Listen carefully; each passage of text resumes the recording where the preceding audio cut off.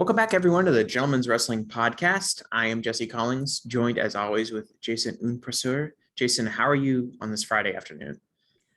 Doing pretty well. Very glad we're recording this week. You sort of mentioned it just like a minute ago. It's very timely. We're doing this podcast, but also very excited to, not talk about dumb Twitter feuds, dumb, he said, she said stuff. There's only one feud that's important, Jesse, and that's Okada against the World Heavyweight Championship belts.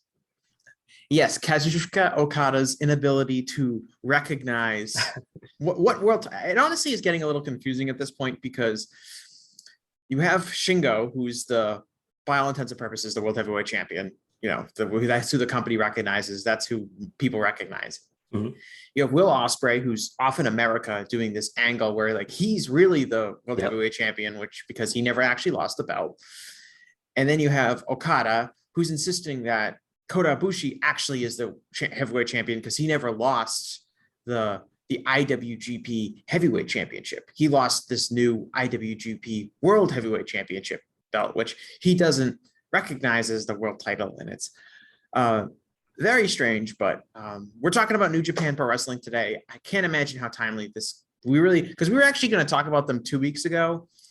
But then we were kind of like, let's wait till the G1 is over. That might actually make more sense because the G1 final will have just happened and we'll be okay. And then so much has happened, and it feels like for the first time probably since Wrestle Kingdom, people are really talking about New Japan Pro Wrestling, which is one of the criticisms of them in 2021 is that in America, at least in North America, they just don't have as much buzz as they once did. But I do think this was a huge week for New Japan. Some of it was good. Some of it was bad. Some of it was, I have no idea what's going on, so I'm just going to keep watching. Coming at the heels of I don't know, do you want to talk about the G1 first, or do you want to talk about Shibata first? We can go with Shibata first. Okay, let's do Shibata first. So Katsuyori Shibata, who has not wrestled since, I believe, 2017. Yep. And had his famous match against Kazuchika Okada, where he suffered a severe brain injury, I guess during the match, but really was affected in post-match, that for all intents and purposes had ended his career. He had returned, I think he returned later during the G1 final of 2017 to kind of tell everyone that he was okay, he wasn't going to die. And then he, couldn't get medically cleared to wrestle again, so he took up this role as a trainer in the New Japan dojo in Los Angeles, and has been really, acclaimed there, and has been obviously a really important figure in getting New Japan strong off the ground. But, always gave off the impression that he wanted to wrestle again. He did a memorable angle with Kenta a couple of years ago where he got physical, and it seemed like they definitely teased a Shibata versus Kenta match, but again, Shibata couldn't get medically cleared to wrestle. And so again, you and I, Jason, and everyone else was like, okay, it's a shame, but Shibata is never going to be able to wrestle again. And then the strangest thing happened on Thursday. Jason, can you tell us what happened on Thursday?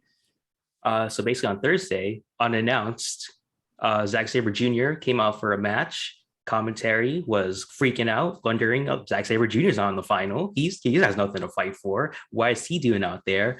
And all of a sudden, it turns into a 5-minute, submission rules, grappling rules match between Shibata and Zack Saber Jr.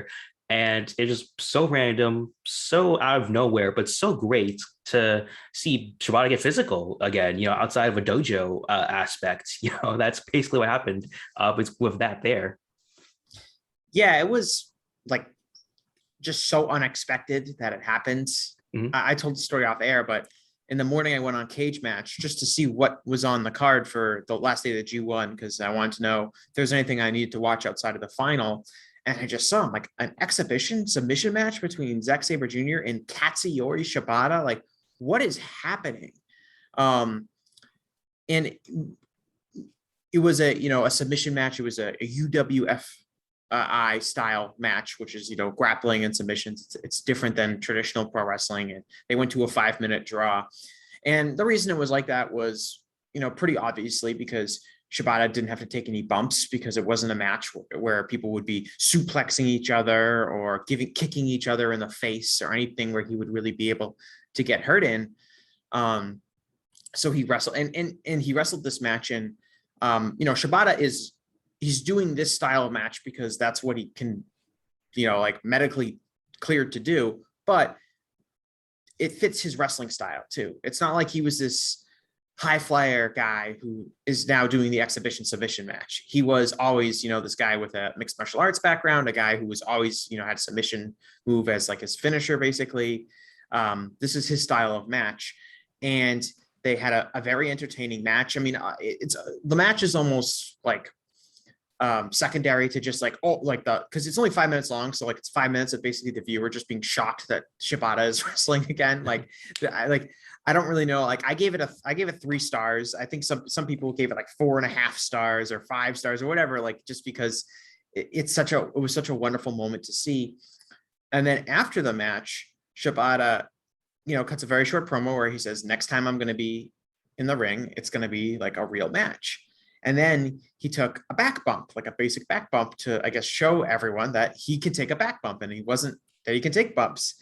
And so again, I hesitate to get excited about this because we have seen this before, like his angle with Kenta, where he got physical and very clearly we're teasing a match. But it does seem like Shibata is going to be doing something in New Japan, and whether that's a continued of these, exhibition submission style matches, or he comes back and he's doing regular matches again. It gave New Japan a lot of momentum. It gave them a shot in the arm, I guess, from like a buzz perspective. I know Shibata's not like, he's not Okada or Tanahashi, like especially to US audiences, but for hardcore New Japan fans, it's a really big deal. And I think, if you look at the G1 from Thursday, you look at the final, and obviously the final match is a complete disaster. That would be this total catastrophe for any wrestling promotion. But the momentum of having Shibata just do that submission style match and say he's going to wrestle a match, I think helped, mitigate some of the frustration you would get out of the main event ending, the way it did. Yeah, I mean, also with the post-match angle as well for Okada, I think that helped, bring about a little bit of buzz as well. But yeah, with Shibata, I mean, I think, I understand that fans don't really see him, especially US fans don't see him as a bigger star, but I think that's part of the tragic part of his, what we thought was a career under in 2017 was that he had this epic, 5-star match with Okada.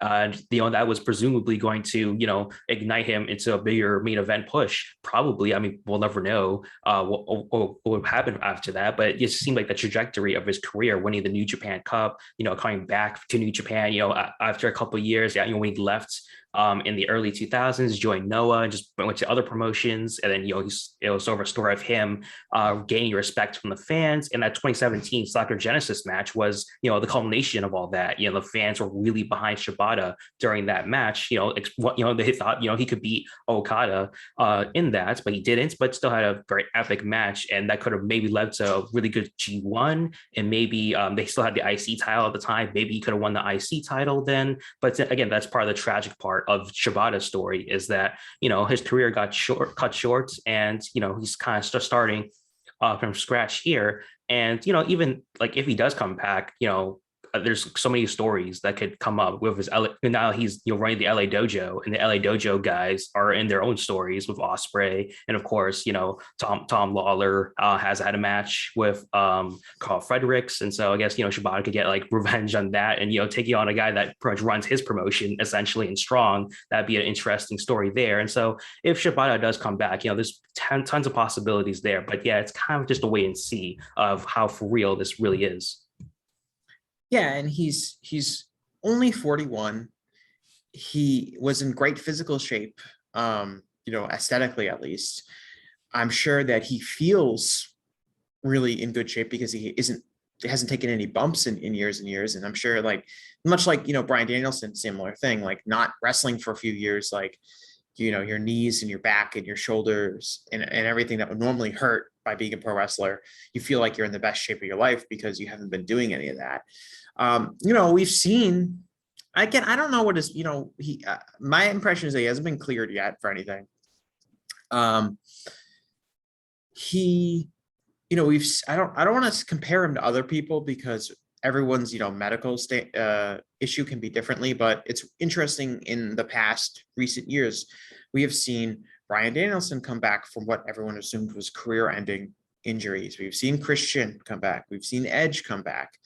So we're seeing these people come back from what had been described as career-ending injuries before. So I think there's a want in the fan base, obviously, to believe that Shibata is in that same category. I'm kind of skeptical until we actually see him wrestle in a normal wrestling match, if that's the case.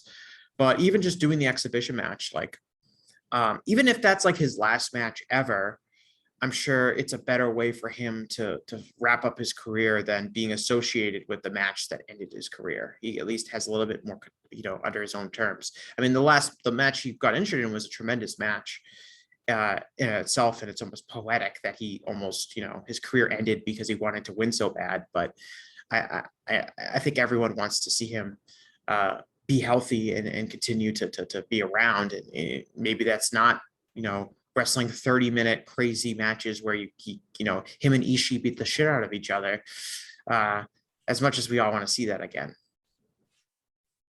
Yeah, I mean, obviously, like one of my favorite matches, while I was watching New Japan like full time, was that G1 match of Shibata and Ishii. Just incredible work there. But yeah, obviously, especially with the difference with Shibata, like guys like Danielson, Christian, and Edge, is that he's probably going to be working a much stiffer style if he were to come back than those guys. I mean, obviously Danielson is working pretty stiff, but it still seems like controlled.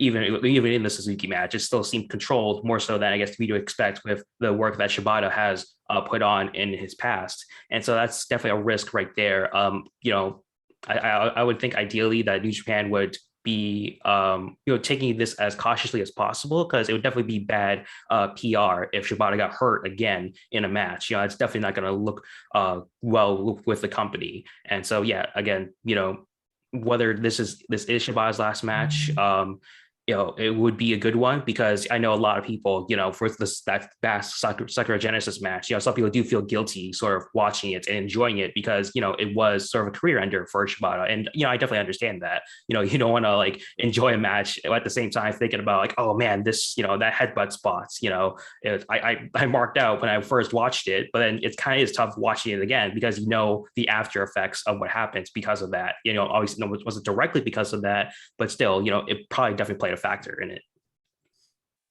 Yeah, I mean, that's definitely the case. And I think that, I feel like I'd like to think he changed his wrestling style. Like Bryan Danielson did change his wrestling style. Yeah. When he came back, he had to, because there was so much there was so much, he was under the microscope for he was talking about after every match, he had to do like this very thorough concussion test to make sure that nothing went wrong. And if something had gone wrong, that would be the end of it. So, it's interesting. We've got a lot to talk about, so I don't want to skip over Shibata but I think we should move on in general to talk about this G1. For starters, I want to hear just what's your overall opinion on this G1? I think this G1 was good, but not in the all-time category. I thought there were a lot of very solid matches. I thought a lot of guys broke out very well. I thought Great Khan had a very strong G1.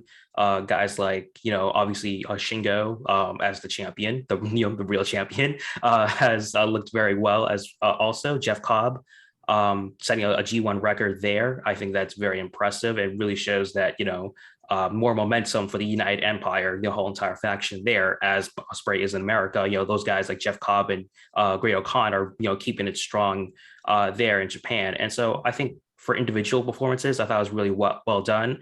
But again, just the clap crowds, right? That's always the big issue with New Japan. It's out of their control. So that's why I don't really hammer that home too much. But yeah, you still have to acknowledge that, the clap crowds aren't really helping guys like Evil, even Sonata as well. I think Sonata, I think he's not really being helped out with these clap crowds as well.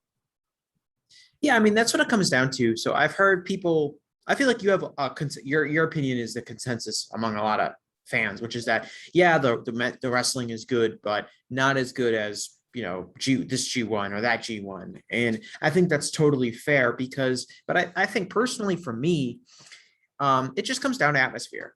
And I remember people saying, oh, there's no match of the year contenders in this G1, or there hasn't been that many, like, you know, I don't think there was a 5-star. I didn't have a 5-star match in the G1 this year. Maybe some people had, like, you know, one of the Shingo versus Ishii or something like that. But to me, it's like, yeah, because they're all being, you know, brought down a level because the atmosphere is terrible.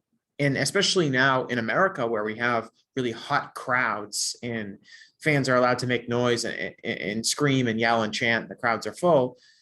It's tough to watch New Japan, and, you know, the crowds are clapping. But, and so, like, to me, it's like, I don't really think that. I actually think, all things considered, when you consider that, you know, Naito, one of their biggest stars, is injured after the first night, so he's just out of it.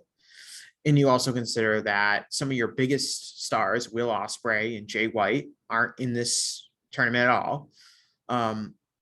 You know, they did a really good job. The booking was good.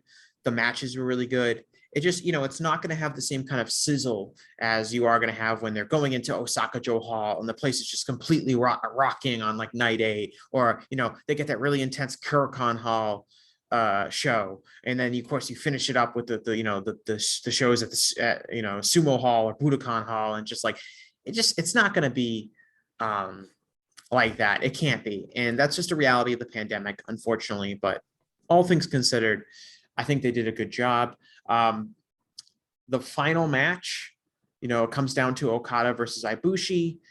They're on their way to a very, very good match, and Ibushi goes for his Phoenix Splash, and he injures. We were told that he injured his arm on the broadcast. Dave Meltzer reported that it was actually his shoulder. But basically, Ibushi, you know, starts selling, and the referee goes over, and he's talking to Ibushi, and Okada's, like, selling in the corner, and the referee just calls for the bell. And that's it. And that's how the G1 final ends. Okada is the winner via referee stoppage. I believe Okada was always intended to win the tournament, so it wasn't like a last second, you know, fluke thing where now Okada is the G1 winner.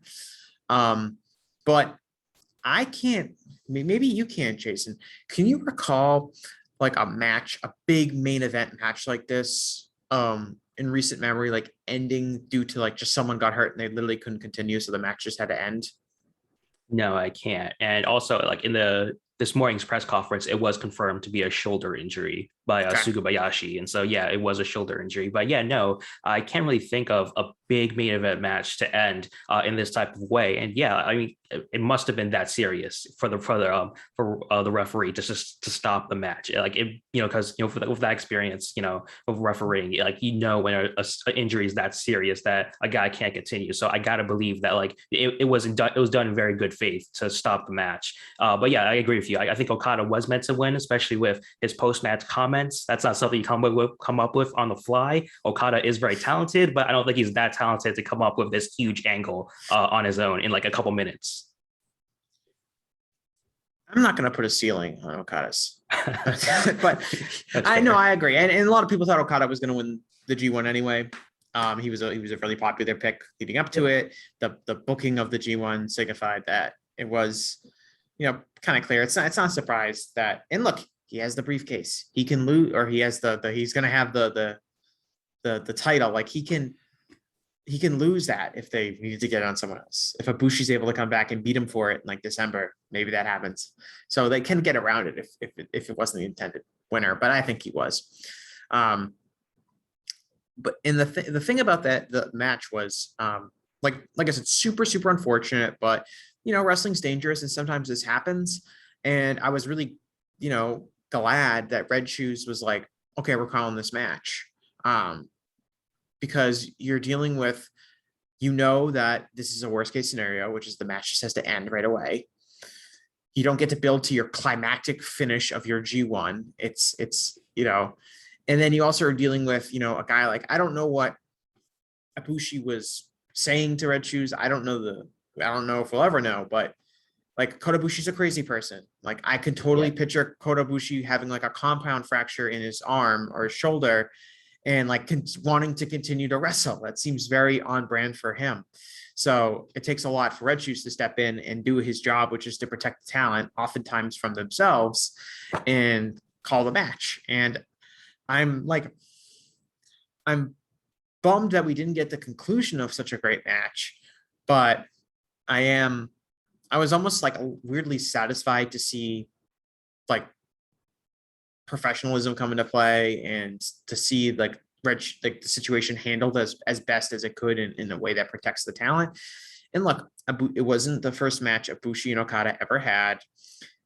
It will not be the last match that they ever had. They have a storyline, built into their next match, which is that you didn't actually beat me. I lost because the referee stopped it because I, broke my, separated my shoulder or whatever, dislocated my shoulder or whatever actually happened to him. I'm going to steal a gimmick from the Voice of Wrestling flagship, and we're going to rapid fire go through different people, every person in this G1, and I'll read their name and you can give me like just your kind of quick thoughts about what you thought about them in the G1 this year. And I will share as well, but we're going to start, we'll go in order. We'll go in the blocks and we'll go by order by first points. Let's start with Kota Ibushi himself. He won the A block with 14 points. What did you think of Ibushi's performance in this G1? He's obviously coming back from he had bad pneumonia. So a lot of it was like him building back his conditioning and that kind of thing. But what did you think about his G1? Yeah, I mean, super solid G1 for him. Clearly, the company sees a lot, has a lot of backing towards him, especially since he signed, with them at full time. And so, yeah, he's setting this new record, making consecutive G1s. They clearly want to push him into a big role. And yeah, he's had some solid matches, go into some of the other guys. But yeah, like with Great Okan, I believe he faced Tonga Loa. I think that's the brother he faced. Yeah, that was a really solid match as well. And so, yeah, it was Tonga or whatever. But yeah, just one of those guys he had a really solid match with as well. And so, yeah, he's just gotten some really good matches from people you wouldn't really expect. Yeah, I mean, I heard people from the start being like, like Ibushi's having like a really substandard performance by him. He's not right. Sure. He needs to work his way back. I didn't really see that. I mean, I thought he was pretty good right away, from the start of the tournament. And obviously at the end, he people pretty universally said that he got better. He had a really interesting match with Okan. We'll talk about Okan in a minute. But yeah, I mean, some of the, I don't really have that much to say about like the Ibushi Okada kind of class, because we know those guys are great. We know what kind of performances they can put together. That doesn't really come as a surprise. So second in the A block is Shingo Takagi. Shingo is the world champion at the time. Typically when somebody loses, and they're the world champion, that the person who beats them will get a title shot, between now and Wrestle Kingdom. So Takagi lost 2 matches. He lost one to Kota Ibushi. Don't know if he'll get a title shot because of Ibushi's injury. That probably remains to be seen, but you could obviously do Ibushi versus Shingo maybe is it Invasion Attack or the old Invasion Attack in November? What do they normally do in November? Usually it's like a Destruction or King of Pro Wrestling tour. Yeah, well, King of Pro Wrestling is in October, but I feel like they have a big show this is bad. I should know what the big show is in November. It's not. Is it Invasion Attack? Anyway, it's usually in the spring. Yeah, it's not Invasion Attack. It's called something. This is going to be like really bad because I should 100% know what this is. And I'm going to look it up on air. And people are probably going to be screaming at that what it is. And Power Struggle. That's right. Yep. Right. It's Power Struggle. Power Struggle is always in November. Yeah, it's like early November. They must have a date for the Power Struggle. Do they? I think it's might be November 6th. Yep. Power Struggle. It's in Osaka. And then they also have, well, that doesn't appear to be listed yet, but so there obviously that could be a match. You also have, if Ibushi's not gonna be back for a while, you have 3 nights at the Tokyo Dome. I don't know what they're gonna do with they have 2 nights in the Tokyo Dome and then 1 night in the Yokohama Super Arena. So it's actually 3. They have 3 nights of Wrestle Kingdom. They're gonna have to fill time somewhere. You could do Ibushi versus Takagi on one of those nights if you wanted to. Also had Zack Saber Jr. beat Shingo. Zack obviously for a long period of time was like the star of this tournament for a lot of people. He went on a big run where he was submitting everyone, including Takagi. They had an excellent match.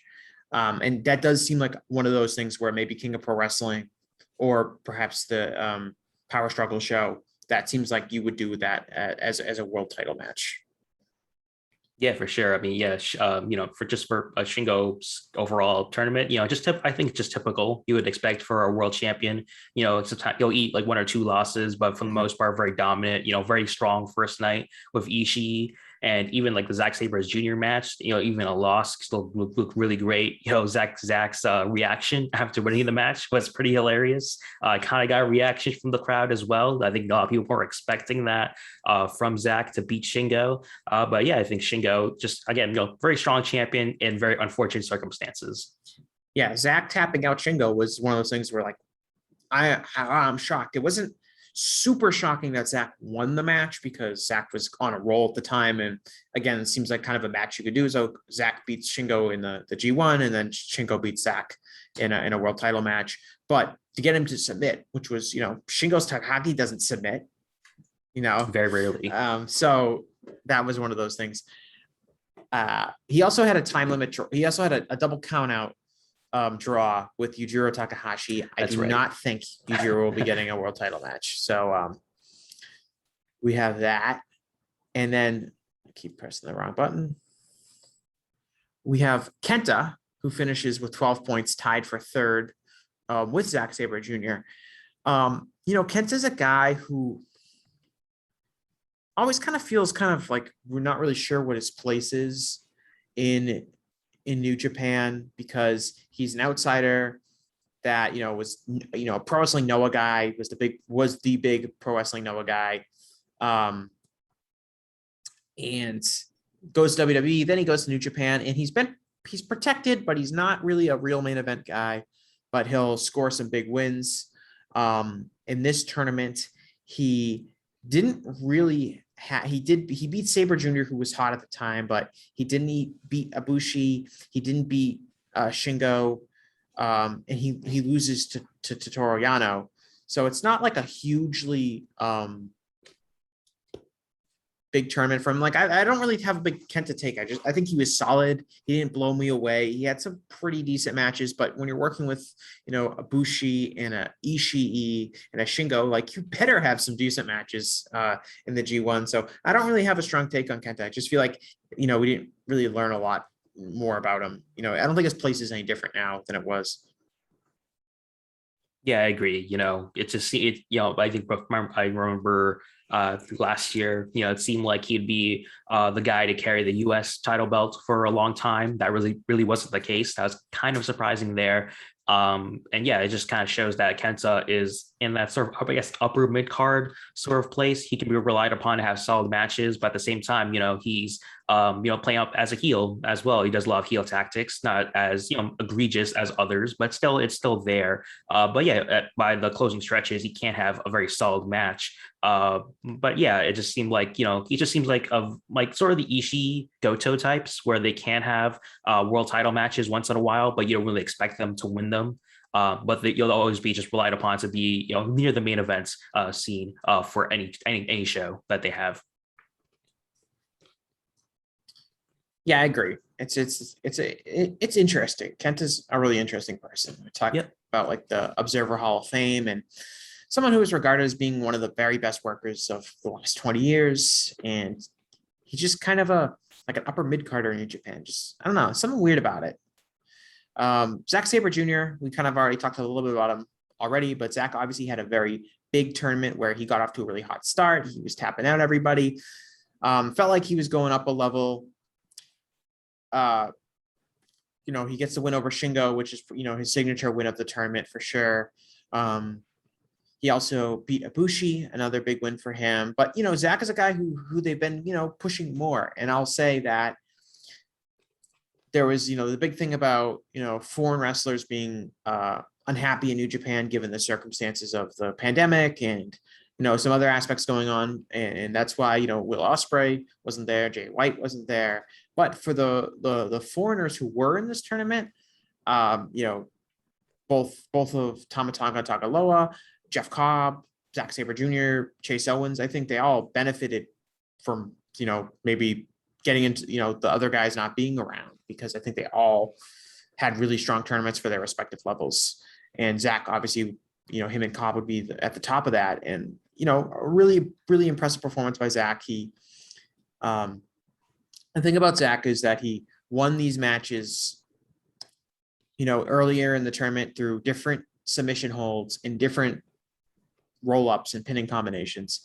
And so later, he just has so many different dynamics to his match, because he's gotten the audience is conditioned to think he can win with a bunch of different submission holds.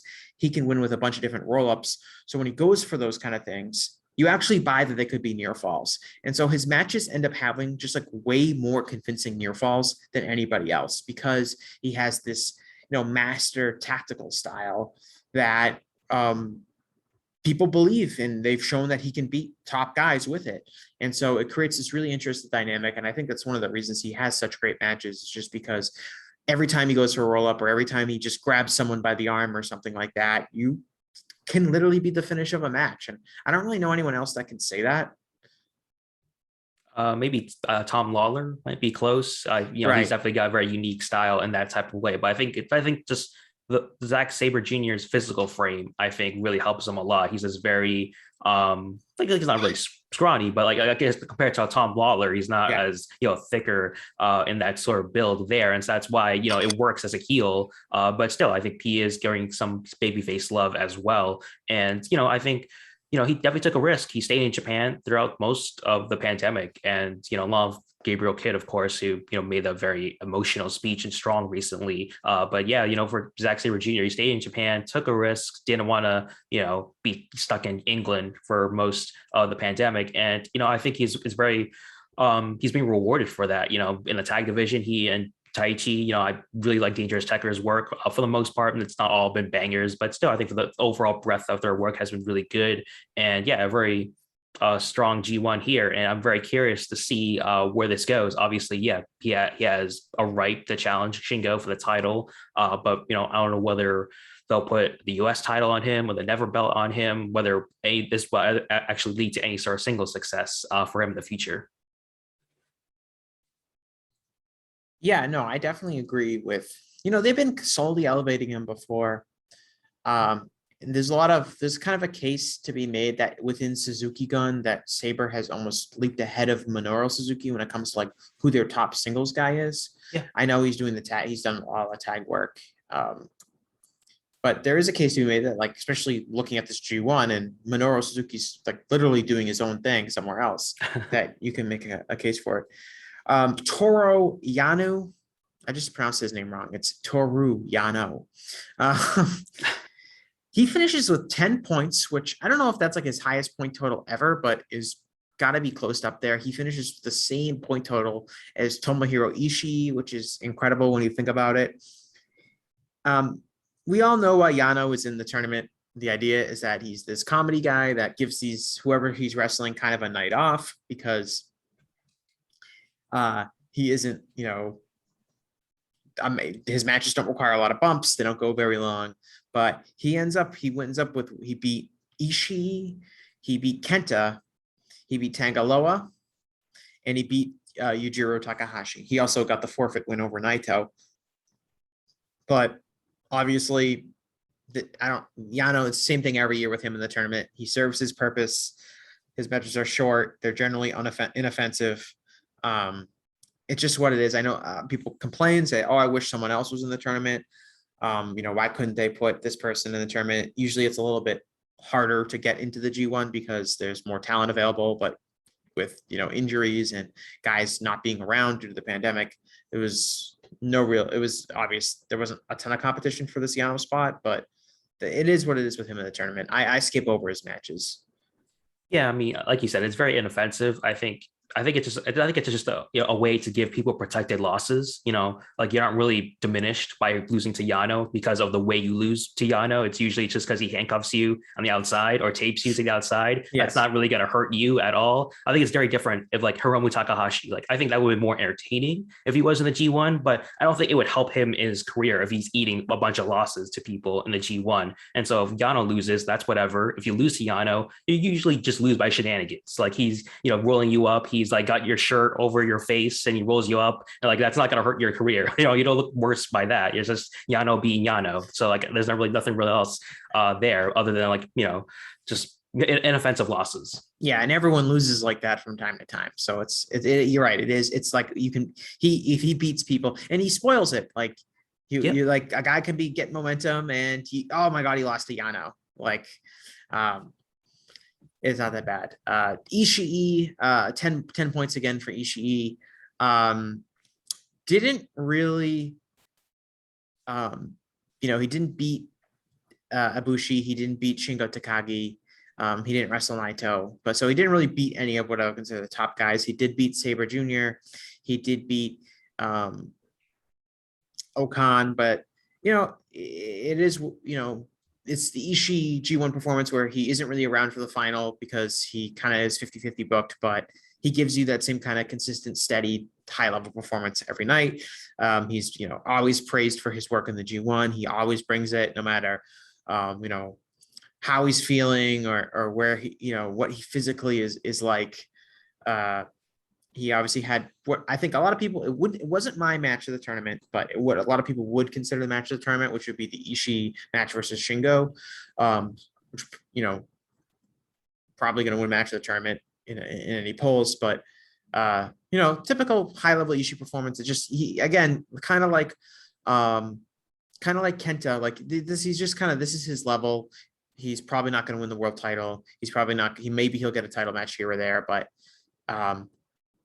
you can't complain about Ishii at all because his performance is so high, but at the same time, it's kind of like, it doesn't feel like he's on an upward trajectory or a downward trajectory. He's just Ishii, and that's 10 points in A block in, a bunch of 4-star matches.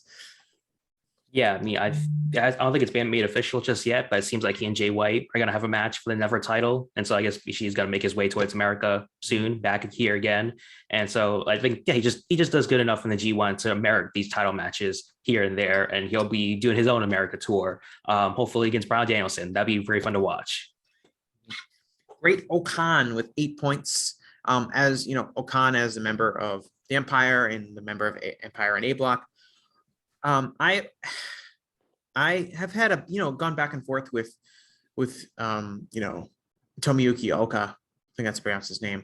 Yep. Liked him a lot as a young lion. Don't care for the Okan gimmick. Thought it was outdated. Thought his wrestling style was a lot of times boring. Wanted to like him a lot. Kind of wasn't sold on him. He had a very, very strong tournament. He ended it. He had 3 excellent matches with Ibushi, Takagi, and Ishii, which of course everyone should have, really great matches with those guys. But I feel like Okan was on the level. He, wrestled kind of more of a catch style wrestling, like a more of a shoot style matches, which were a little bit different. I thought he had a really interesting match with Ibushi, and he had a really interesting match with Takagi. So I thought this was a really good tournament for him. I think it helped elevate him up a level. Clearly, they're really high on him. He's gotten tons of big opportunities at this stage in his career, but a strong tournament from him. Yeah, I mean, if we got like Okan and another guy we'll talk about later, Taichi, those guys, I know a lot of people are sort of back and forth on them. I'm generally optimistic on those guys. Those are guys I enjoy a lot. I agree that the Okan gimmick, I'm not that crazy about it. I just, like his in-ring style for the most part. Like you said, like the Shingo match was really good. I thought did a lot of great selling during those top three matches, and I think that's really important there for his developments because he is sort of developing there. And yeah, like you said, New Japan is very strong on him. I think they got an interesting sort of outlook for the whole empire sort of thing with Okan being the top Japanese guy, or Jeff Cobb, obviously in America, Osprey with the UK, obviously now Aussie Open while joining the faction now, at least for the England America side. They haven't really debuted in Japan yet, but yeah, they've clearly got a direction for this United Empire faction, and I think things are going well in that department so far, especially with Okan's G1 performance. Mm-hmm. Tanga Loa, his first G1, I'm pretty sure. Yep. 6 points for him. Didn't really beat anyone you'd be surprised that he beat. He did beat Zack Saber Jr. I guess would be considered his biggest win. He also beat Naito on the forfeit, and then he beat Yujiro Takahashi. A guy who people don't really think that much about in New Japan. He's, Tama Tonga's brother who came in later, and they're just kind of Gorillas of Destiny, and they've been in the tag division forever. But I think people started coming around on him a little bit more, recognizing that this guy is a pretty solid worker, and he went out there and he didn't, for a guy who's been wrestling for a while, wouldn't have been on a lot of people's picks to be like, oh, I really want to see Tanga Loa in a G1. Did not embarrass himself, held his own in a lot of matches, probably had some of the best single matches that of his career, and certainly ones that people will remember. So I think, again, solid performance, like a guy, one of the guys who probably caught a break by some of the foreign talent not wanting to be in the tournament this year, and made the most of it with a solid run. I don't know, like, if it will lead to like this big singles run for Tanga Loa, but a very good performance for him. Yeah, I think just the lack of singles success for Tonga Loa, I think he does fly on the radar a little bit in terms of just a guy who left the WWE system. Like, he was part of the FCW run. We worked a little bit at NXT, and he left and, joined up with his brother with Gorillas of Destiny. And, I think, he's clearly doing a lot better than he would have if he stayed in the WWE system. He probably wouldn't even be in the system anymore. And so I think he's really achieved a lot of good success for himself, just doing what he's doing in the tag division. I think he posted a lot of very, I guess, heartfelt promos on like his social media, just really just speaking frankly about his situation and just his upcoming matches. I thought they're really just interesting looks at Tonga Loa outside of his character. Usually he's just screaming, swearing and all that, the whole God stuff. I thought it was pretty interesting to see a different side of him in these social media promos. Mm-hmm. Last up, I guess, because we don't really need to talk about Nitro yet. Nitro. I'm having trouble here today, Jason. We don't really need to talk about Naito because he ended up with 0 points. Yeah. But Yujiro Takahashi somehow ended up with 2 big results here. He beat Kota Ibushi and he drew with Shingo Takagi. Don't know if any of those will be followed up with. I could see the Ibushi one maybe being followed up like on a road to show, but with Ibushi out for the time being, seems unlikely. But I feel like Yujiro would have been maybe better off in the B block just because he could serve kind of a Yano role. I think that having both Yujiro and Yano, who are both below average workers for the G1, hurt some nights the A block. It didn't make it as robust as B block, even though if you could argue that the talent at the top was superior. But I don't, just this Yujiro, he's a lower mid-card guy who will occasionally get his way into the G1. And if he's in the G1, he's going to win a match or two, but not really much else to say about him. Yeah, I agree. I've nothing really much else to add. So I guess we just move on to the B block with Okada. Yes, B block. Okada wins the B block. He won the whole tournament. He had the most points out of anybody else in the tournament with 16. Okada, he's been the last few years, been kind of drifting away because he hasn't been the world champion, which is what the position he's normally accustomed to. There's been some talk about, has he lost a step? Has he been worn down by injuries? All this stuff. I think this was kind of a tournament where Okada returns to prominence. He returns to his stage, which is you know, the top guy in the company. He wins the G1. He, you know, wins almost every single match in the, you know, he wins 8 out of his 9 matches. He only loses to Tama Tonga, which I think we'll talk more about that when we talk about Tama Tonga. But, and then he obviously had this whole storyline with Cobb where he had lost to Cobb leading up to the G1. And then so he had to face Cobb, you know, on the last night to kind of earn the right to go on in the G1 and to represent, to win B block. You know, it's Okada. He's one of the best wrestlers of all time, and he had many, many, many good matches in this tournament. Yeah, it's sort of interesting, sort of, I guess, new. I don't know about new, but sort of like interesting approach with the character. Like, obviously, he's just achieved so much success at a very young age. You know, winning all the titles, breaking all the records, and he's still 33. He's not old by any means. Like, he ain't up there, but still 33 is still in your prime years, and so it's kind of difficult to sort of because you obviously want to push other people for the world title scene. There's obviously your younger guys that you want to give a push to, but at the same time, Okada, like you said, he's still the best in the world, and especially showed here in this G1. I think people have called it the return of the Rainmaker, but still, it's like, what do you do with this guy here? Because you don't want him to win the title all the time. You have other people you want to push, and Okada, he's not going to be around forever. But yeah, it's been interesting with his post-match comments where he's denouncing the World Heavyweight Championship, but before he was not a fan of the double titles, and that's why he never challenged for the double titles, because he just wasn't a fan of challenging for both titles. He wanted to only challenge for the heavyweight championship, the fourth generation belts. And so it's kind of an interesting approach, these sort of work shoot type of things for the character, where like he is very open about what he doesn't like about the company, saying that, oh, that title belt's dumb, or that this idea is dumb, and so I'm just gonna just spam money clips in a match. That's what a big run from last year was, where he just keep going for the money clip, and it was very meandering, some of his matches, because that's all he would do. There's a long time where he went without doing a Rainmaker. And that was very a strange path towards his career. But yeah, it's just been a very interesting approach. But I think we're now seeing, a stronger run for Okada, and especially now he's motivated for the main event scene and for the title scene.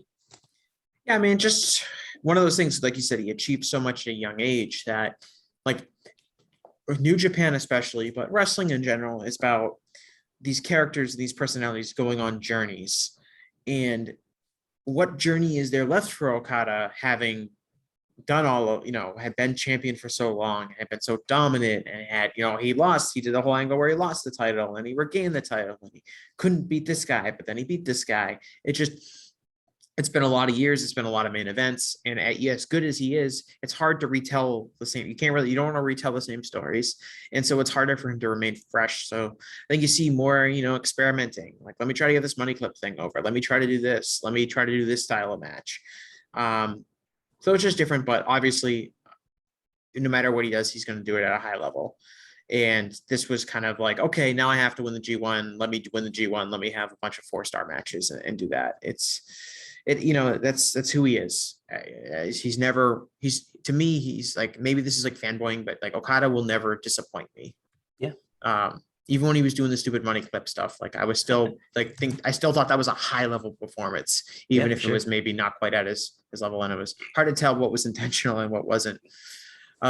Jeff Cobb, again, probably the biggest winner of the tournament from as far as guys going from one level to the next. He's booked completely dominant up until he loses to Okada in the final match, and kind of a classic, like, this is the monster that the hero has to slay in order to reach his goal.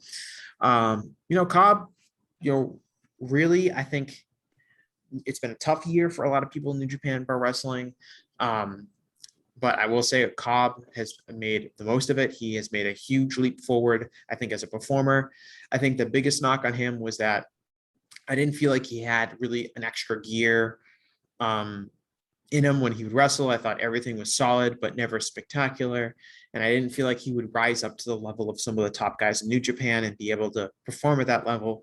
But he has proven me wrong. He has had a bunch of great matches since he coming over. He's booked super dominant. He looks super impressive.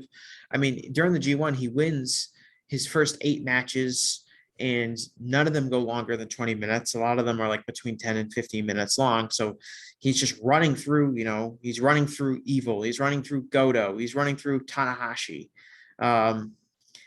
He's running through Sonata. Like this was a huge tournament for him. He's, to me, the biggest individual winner of the tournament. Like Okada won the tournament, but Okada, is established at a certain level. To me, Cobb is a guy who went the furthest given where he was at the start of the tournament to where I think people see him today. Yeah, I mean, a huge breakout for him. I'm kind of the same way where I didn't really think Cobb could have, sort of like reach that main event level status. I kind of saw him as a Brian Cage kind of guy where he just do a bunch of cool moves. And then like that was kind of it. Like there was really nothing much else there. Like he just throw, like it was very entertaining to see him throw a bunch of indie dudes around, the PWG and all that stuff there. But still, like you never really saw much else, beyond that. But yeah, obviously he's proven that wrong. Like he said before, like he's sort of this monster kind of guy that people have to conquer. And that's a very fantastic story to tell, especially with huge baby faces like Tanahashi. Like that's probably going to be a future match someday. With Cobb going after the US belt, maybe, I guess, he definitely has the right towards that. And so that could definitely be a very entertaining match for Cobb there. I don't know if he wins the belt. He probably could. I mean, I wouldn't be a terrible decision to give him that US title belt and have him go around, either Japan or even go around the US defending that title. Yeah, definitely. Evil with 14 points. Evil, we know the story with Evil. We know that the company is very high on him. We know that Dick Togo, who has a lot of influence backstage, is very high on Evil, and obviously he's Evil's manager. They started right before the tournament. He launches his own kind of splinter group from the Bullet Club called House of Torture, where I guess the gimmick is that they just cheat a lot. And I'm been on the record not a big fan of this character of Evil. I didn't think he had a ton of very good matches in this tournament, but he did win a lot. And the idea is that he will be kept strong and will continue to probably get world title matches. I don't know if he will ever win the world title again. I don't know if he will main event one of the Wrestle Kingdom shows, but he is going to be a factor in New Japan moving forward. And I just, I wish it was something else. I wish you weren't doing a gimmick where you just cheated a lot because the crowd can't even boo you at the moment. So it's kind of just this boring, dull sound. It's just, it's not what I want out of New Japan Pro Wrestling. And I think a lot of people agree with me. Yeah, I definitely 100% agree. Like especially like with clap crowds, like heel heat is just non-existent. And like he does the same spot where he just like knocks over the timekeeper, and it's like, okay, like no one can react to that. So like, why do you keep doing that every single match? Like that's really the big problem for me, is that he just does the same shtick every time. It's not really unique heel tactics. Like it's not really like, oh, I'm gonna do this match and then do that match. Like at least I would give you credit for creativity to try to get heel heat that doesn't exist, but it's just the same heel shtick all the time. And so like it really got meandering for a very long time. Yeah, and there's some ref bumps, or the ref doesn't even take a bump, and Dick Togo is just strangling someone with some wire, and the referee's got to pretend like he can't see it. And just been happening for a while. And like you said, the clap crowds, the crowd can't. Like it'd be totally different if, like, Dick Togo is strangling Sonata with the wire. In Sonata, the crowd's going crazy. And then so when Sonata like drop kicks Dick Togo later in the match, the crowd goes crazy like they would if, Bobby Heenan or Jim Cornette was interfering in the 80s. But with the clap crowds, it's like, you can't get this heat. So what are we doing here? It's really boring to see it, especially when it's the same kind of shtick over and over again. Next up, Hiroshi Tanahashi, like a low performance of Tanahashi, only 8 points for him. I thought Tanahashi was great in this tournament, which probably won't be a hot take because Hiroshi Tanahashi is always great all of the time. I thought he had two really great matches in this tournament. The first one was his match with Okada, which went 29 minutes and 36 seconds, which I thought was the best match of the tournament. I maybe am nostalgic for Tanahashi and Okada's rivalry. I love the idea that even though Okada has surpassed Tanahashi's accomplishments and is clearly, the top star in the promotion, Tanahashi will always believe that he is the ace. He will believe that he is the best person in the entire promotion until the day that he dies. And he secretly doesn't like, not even secretly, like they're both baby faces. They're both two of the most popular wrestlers in the company, but the commentary was really great, kind of explaining that these guys really actually don't like each other. They're, motivated by each other. They're jealous of each other. They have this really long-standing rivalry trying to, wrestle control of New Japan. And Tanahashi will kind of never forgive Okada for, supplanting him. And they talked about like how Tanahashi would take, veiled shots at Okada, and he'd say like, "Oh, Okada choked in this match. That's why he lost. That's why he lost to Shingo, was he choked." I don't know. They teased the time limit draw. Okada ended up winning. I thought it was the best match in the tournament. I also thought he had a. I'll save that for a later person in the tournament. My other favorite match in the tournament. Yeah, I mean, it's pretty fascinating to see how like the Okada Tanahashi rivalry, it's like not at its peak as it once was, like in 2014, 2016, but it's still kind of fresh in some type of ways, like because of that, because like they still like secretly hate, like secretly, it's not so secretly hate each other. And so it's pretty fascinating to see like, oh, like they're still keeping this going even after, what's like 5 years after Wrestle Kingdom 10. Like it's pretty fascinating to see all that. But yeah, Tanahashi still consistent at this age.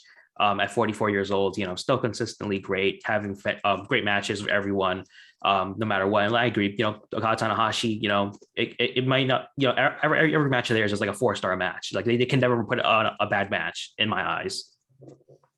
Yeah, and that's the thing, is like it's that eternal rivalry that you can always go back to, and it's not the focus of the promotion anymore like it used to be.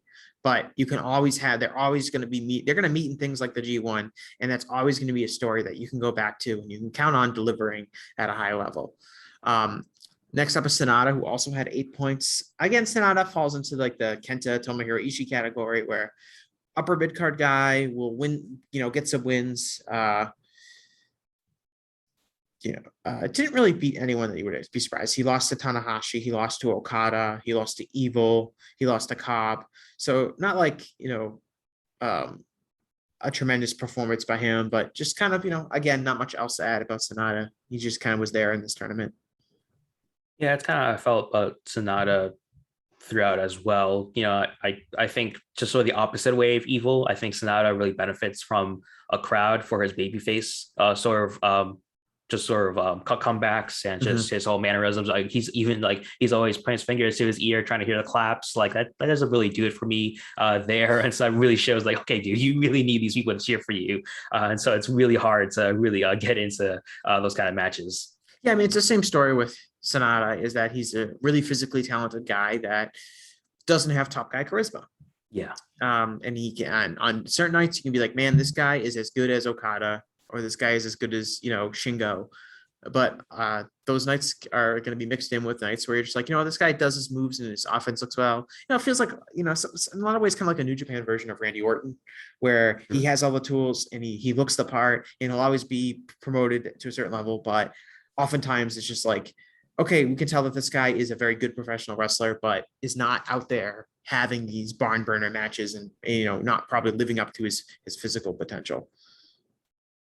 Yeah, I mean, it was pretty, like, I understood why they're wanted to make Okada Sanada rivals, because like they're like the same age, part of the same generation, but you never really felt like there was anything beyond that. Like you could never believe that Sanada would ever overtake Okada any type of way. It's very different than like, that it seemed like a run of same age rivalries with Ibushi and Naito. Like those guys are equal standing, where one guy could always be better than the other. I never really got that feeling of Okada and Sanada, mostly because Okada is just so far ahead of everyone else. Yeah. Haruki Goto, I mean, again, similar to Sanada and Kenta and Ishii. Just a guy, I really liked Goto in this tournament. The G in G1 stands for Goto. I thought his match versus Hiroshi Tanahashi was one of my favorite matches of the tournament. I thought they did the finish, which was Tanahashi, rolling up. They were going for pins, and Tanahashi rolls up Goto, and Goto kicks out at 3.1 and like gets up and tries to roll up Tanahashi, and the referee has to step in and be like, no, you lost. I just thought that was great professional wrestling, because it showed that Goto was, he was out wrestled for 3 seconds, and that's all it took for him to lose. And Tanahashi was just so slick in pinning him, and he pinned him in such a way that Goto didn't even know that he lost when he had lost. I just thought it was just like, this is why I like the G1. It's just how creative they are with some of these finishes, how they sell it like this is a real competition, how these guys are almost in shock that they could lose. It's just everything I like about the G1 can be summarized in that match. It's not like this 5-star, oh my God, barn burner where the crowd is on their feet. It was a really excellent professional wrestling match. And that's a lot of times what you get with Goto in the G1 is that when Goto's in there with the top guy, he's always going to be like a 4-star match because he doesn't have duds. He's not the most spectacular performer. He's not the kind of guy that's going to drag like, Yano to a big match, but he is a guy who you can throw out there with any, above average worker and expect above average match. Yeah, I mean, he's always relied upon in that role. They clearly trust him to have a really good match, tell a good story with some of their top guys. Obviously, like, what was it, 4 years ago? Whenever Kenny won his first G1, it was the final was against Goto. Like, they clearly trusted Goto to help push Kenny Omega over, because Goto, he has a ton of success in New Japan, winning New Japan Cups, always finishing well in the G1. Like, he is clearly a respected guy in terms of the hierarchy of New Japan. So getting a win over Goto still kind of means something in some type of ways. Yeah, and there was also this moment in his match. I'm trying to remember what I want to say it was his match against YOSHI-HASHI. But they were talking about, the announcers were talking about Goto had not won a match in the tournament, and the announcers were like, Goto hasn't won a match in this tournament. He won the G1, I think, in like 2008. Yep. He hasn't been to a final in 4 or 5 years. If he doesn't win a match in this tournament, like, he might not make it next year. Like, he might not make the cut. And it was just kind of like this random match halfway through the G1 that wouldn't have had any consequence to the final. But just by being open about, like, look, you actually have to win matches because it's a results-based industry. And Goto needs to win this match if he wants to, get a spot in the G1. It adds something to the match. I just thought it was great commentary. And it's just good storytelling in general, where it's like, oh, now I'm actually interested because I like Hiroki Goto. I think he does a good job in these G1s. I would like to see him continue to be in the G1s, but he has to win his matches if he wants to do that. And I think that is a nice correlation between wins and losses actually mattering, that these matches in the G1 that maybe are not going to decide the fate of the G1 are still important. I just thought it was really interesting. And I get that's, is that directly tied into Hiroki Goto's skill level? Probably not, but it was an interesting element of the tournament. And one of the reasons I really like the G1 is because they make kind of little stuff like that matter. Yeah, it's kind of like soccer. It's like some type of ways, obviously you have the top teams like Manchester United. I don't think United's really a top team anymore. Oh, okay, historically they were, but also you have the relegation battle with your Burnleys. Fulham is usually a relegation battle a team, and so those are always exciting. Even the mid-table teams like Everton and all those teams there, Burnley, there's always competing for a higher place within the table. Yes, this Southampton-Watford game really matters because these are teams trying to avoid relegation. So this Goto YOSHI-HASHI matches really matters because they want to avoid relegation. Speaking of YOSHI-HASHI, he also finished with 6 points in the group. YOSHI-HASHI, typically a bottom feeder in the G1, yet always makes it. Which kind of flies counter to what we just said, which is that these things really matter.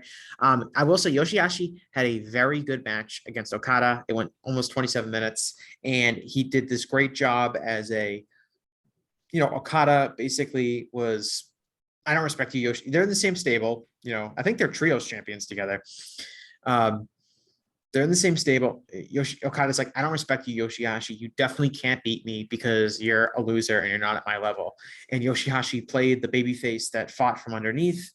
And I thought it was a really, really entertaining match. I thought in another world, YOSHI-HASHI could be a great underdog babyface, like in the mold of like Ilya Dragunov.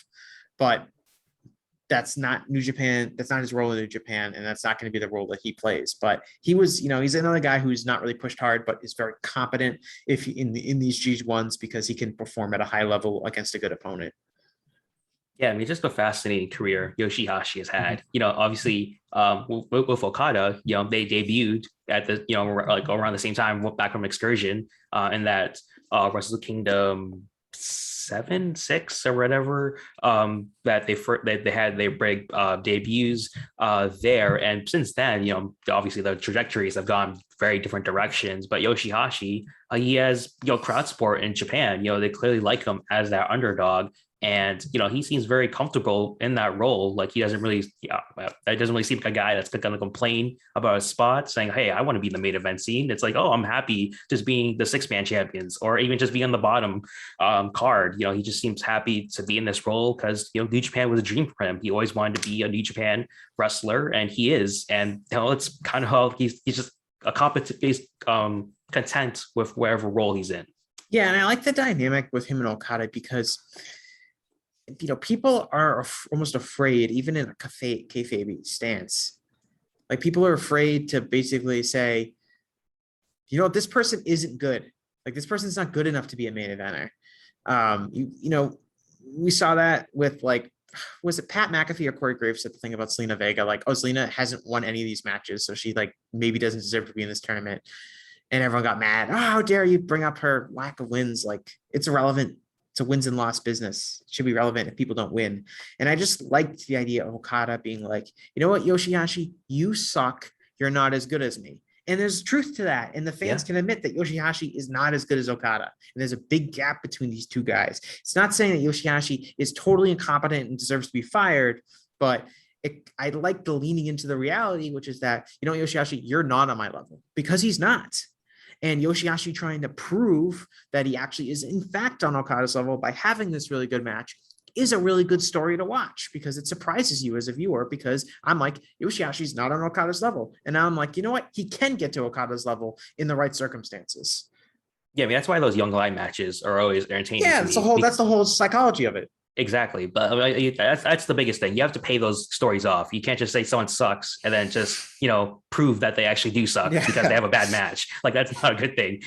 Those people have to actually prove they can't have a good match to prove the heel wrong. That's the big problem there, is when you don't follow through on that story and just, say someone sucks and they don't have matches and, you never see them wrestle. So like, oh, they must do suck because I never seen this person wrestle before. Mm-hmm. Tama Tonga finished with 6 points, just like Tonga Loa. Yeah, similar to Tonga Loa, in the sense that this is a guy who's mostly in tag matches, but when he had singles matches, performed at a high level. We've seen Tama Tonga do this before, so it wasn't like quite as interesting, I think, as Tonga Loa, just because we kind of knew what to expect with Tama Tonga. Tonga does get a win over Okada, which ended up being really important because Okada only lost one match in the B block. And so it was a really, it was one of the best matches of Tama Tonga's career. I believe he choked Okada out.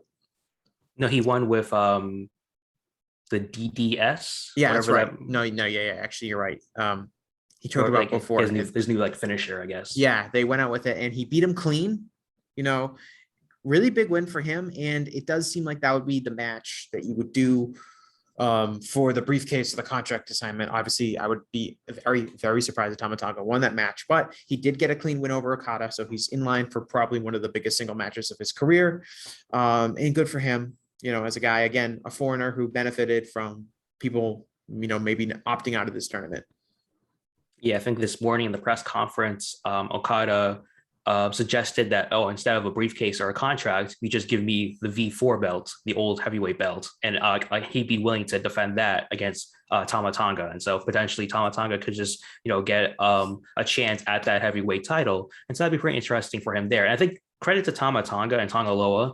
I may be misremembering, or maybe it was just more subtle, but I don't think they really cheated that much during this tournament. Like they didn't really rely on Jado to help them out in matches. They for the most part, play these matches pretty clean. Yeah, I mean, we'll see when maybe Jay White comes back, but it did see, the impression that was given was that, like, as far as the Bullet Club going forward, is that like House of Torture is going to be the cheating interference side of the stable, and that the Tongan coalition and such will be playing it more on the straight and narrow side, at least as far as relatively speaking, of course. But again, you're right, that's a good point, is that there really wasn't, with both the Tongans and really Chase Owens, there really wasn't that big of a wasn't a lot of cheating. We'll get to Chase at the end here. Tai Chi, I don't have a lot to say about Tai Chi's in the tournament. I mean, Tai Chi's a guy who I think was criticized earlier in his career, especially when he was a junior heavyweight. But since going to heavyweight a few years ago, after doing the whole thing in Noah, and obviously the work with Dangerous Tekkers, I think people now recognize him as this guy who could really go.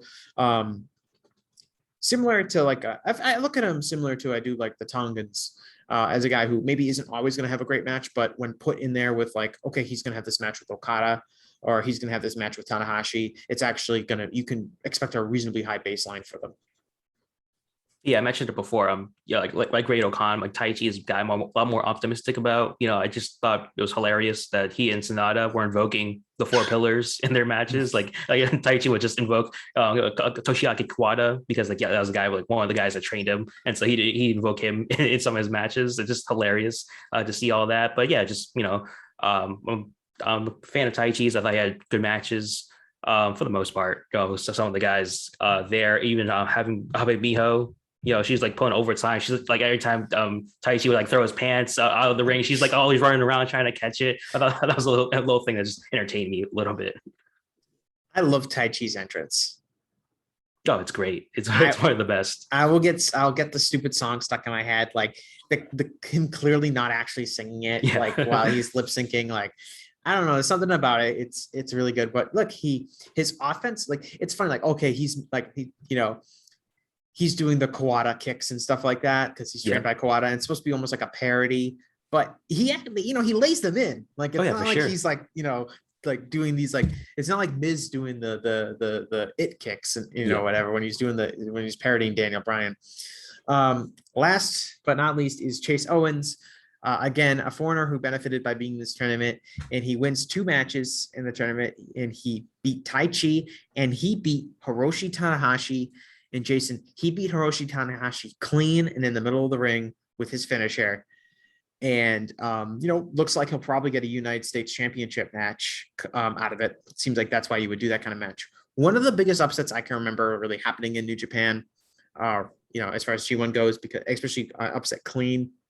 But the kind of upset that makes each one of these G1 matches, valuable to watch because you never can be quite sure what's going to happen. And Owens, he's not a push guy at all.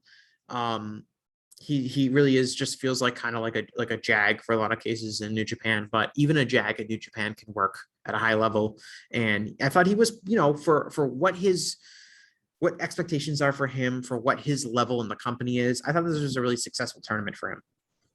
Yeah, I mean, very strong tournament. Had some, that Tanahashi match was very entertaining. Again, I like many others didn't expect him to win, and that's sort of the beauty of the G1 that anyone can pick up a win. And just going back to in order to stay in the G1 for next year, you got to pick up wins. And it's possible we'll see Chase Owens again next year because he did pick up some pretty solid wins, especially against Tanahashi. And so, yeah, I don't know when that's going to happen, with the order of which, between Owens will happen first and maybe Jeff Cobb would challenge after that, in terms of the hierarchy of who challenges Tanahashi for the US title belts. But yeah, I agree. It does seem like it's going to happen soon. And yeah, like we said before with Tama Tonga and Tonga Loa, not a lot of cheating from Chase Owens. And it's very much a breath of fresh air after I think 3 years ago, maybe, when there's a whole Bullet Club were just cheating throughout the whole entire tournaments, and it just really derailed all the matches. Guys like Fale and Tama Tonga just doing that the whole entire match.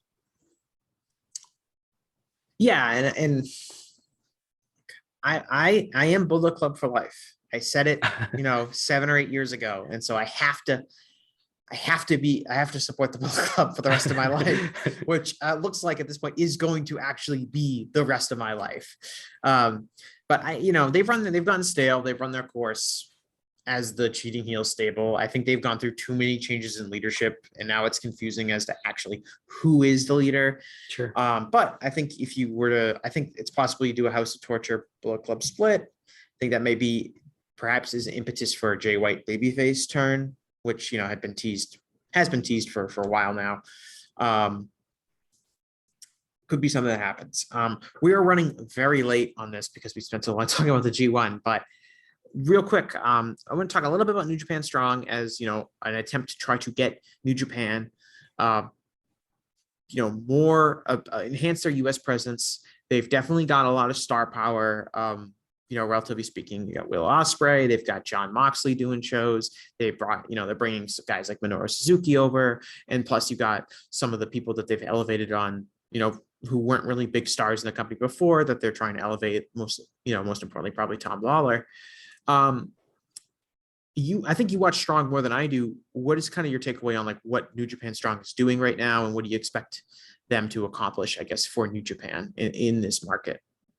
Yeah, I mean, ever since they got crowds back, New Japan Strong has been a much more entertaining watch. They for a long time have been doing those empty arena shows, but with those crowds, it really does show that New Japan has the tools to be a very hot promotion because they have a lot of strong things going on. And yeah, they've brought in, other people from other companies. Eddie Kingston came in, Lance Archer has come in, Jonathan Gresham has had a match in New Japan Strong, sort of randomly, I guess you could say. And yeah, they've brought in, other guys. Jay White and Will Ospreay are kind of just spending their time in the New Japan, the American side of New Japan, and it's really helped them out. And really, like, this storyline with Ospreay thinking, saying he's the real world heavyweight champion. That's a really interesting story there, and really helps build the shows up even more. And with Tom Lawler, I think there's news that like his contract's expiring from MLW. And so I don't know if that's an opening for New Japan to lock him up and really, establish Team Filthy as like another big faction of theirs, and whether, because a West Coast Wrecking Crew and Aussie Open would be really great additions to that tag division once things open up and you really start moving those tag belts around. And so those two are really good additions to the tag division. We need more. No, they can't do that, Jason. We need more Dangerous Tekkers, Wheels of Destiny matches. Yeah, you know what? It kind of, what New Japan Strong kind of feels like to me is kind of feels like what NXT used to feel like. Yes. In the sense that it's you're watching like a studio kind of style show with a smaller but very engaged crowd, occasional kind of like special events, and you're mixing in new talent with a few established names. You've got your Young Lions, you have like your people like Carl Fredericks who have graduated from Young Lions but are still like on the like kind of considered a prospect. You've got some indie names that they've dug up and that have done they've found some guys that can really work. And then you have the ability to bring in a John Moxley or bring in a Will Ospreay or bring in like a real recognized top star that could walk into any wrestling company in the world and be a top guy. And you put them in and you let them work with these other guys, and you bring in people like fan favorites like Eddie Kingston or Jonathan Gresham. It's a very satisfying promotion to follow. And it's an easy watch, right? It's an hour long. The crowds are hot now. It was good as a studio show because they, just had a certain level. They had the right kind of approach to crowdless wrestling, which is like really straightforward. Let's fight, let's kick ass. We're not going to do a lot of sports entertainment stuff because there's no crowd to be entertained by it. But yeah, I think I see it like almost like the kind of like, not exactly like the way NXT was, where I don't think New Japan Strong is as developmental as NXT, proclaimed to be, even though they do have the Young Lions, that kind of thing. But it does kind of give off a vibe where it's kind of like a smaller version of the promotion, and they do a really good job within the scope of what they're doing. Yeah, it certainly helps out indie talent as well, help them get noticed on a bigger stage as well. If you're not booked on those GCW super events, NJPW Strong is a good, a promotional tool for you. It does, has that prestige, a lot of attention, and you could face, some top guys like, Ishii, seemingly he's going to come to America. I think Jeff Cobb is booked from some America dates as well. And so he would be a very interesting addition to Strong as well. And so they've always got a good talent pool coming in and out. And of course, the potential there is for these, the first gen young LA Dojo guys to really break out, like a Carl Fredericks, Clark Connors, Alex Coughlin. Those guys have, very interesting potential. It's very fun to watch those guys develop into possibly future stars someday. It does seem like one of those guys will probably beat Tom Lawler someday for the Strong title. Yeah, and Fredericks is one of those guys, if you wanted to look at, okay, who made the G1 this year? Like, okay, do we have to have the Toro Yano match? What if that was Carl Fredericks? And he could lose a lot, but I wouldn't have been skipping those matches. That's one of those things. But we're going to wrap it up because we're running out of time. We'll probably talk about New Japan, maybe New Japan's America strategy a little bit further in depth on a later episode. But appreciate everyone who's been watching. As always, like, comment, subscribe, all of that good stuff. And we will see you guys in 2 more weeks. And I want everyone to have a nice, safe, happy Halloween coming up. They celebrate Halloween in other countries, right? Yeah, pretty much. Europe, in Europe at least, I know they do. Yeah. Anyway, happy Halloween all worldwide. Take care, everyone.